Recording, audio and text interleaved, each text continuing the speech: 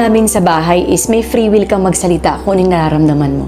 At papaliwanag natin, iintindihin natin, at gagawa natin ng solusyon yung mga problema na yan. Kasi mas gusto naming honest sila, na kahit magagalit kami, you need to be honest all the time. That's number 1 rule sa bahay namin, especially with Dong.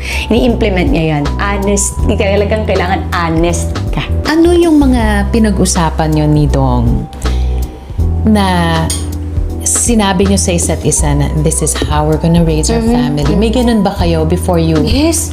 Si Dong yung tipong tao din. Na Ganun din talagang, siya. Parehas kasi kami Leo eh.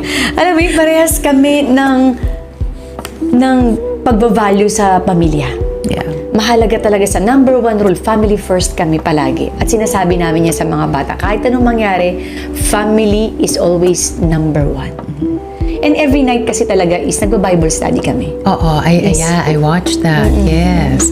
How important is that for you and Dong na lumaking ganito yung mga anak ninyo? Malaking factor to sa akin eh. Kasi actually, mukhang ito yung pinanghawakan ko habang lumalaki ako, kahit separated yung pamilya ko, kahit may pinagdadaanan ako. Yung faith talaga yung dapat buong-buo ka eh. At yun yung gusto ko isalin sa mga anak ko na no matter what happen, He is your Savior. Nandyan siya para sa'yo.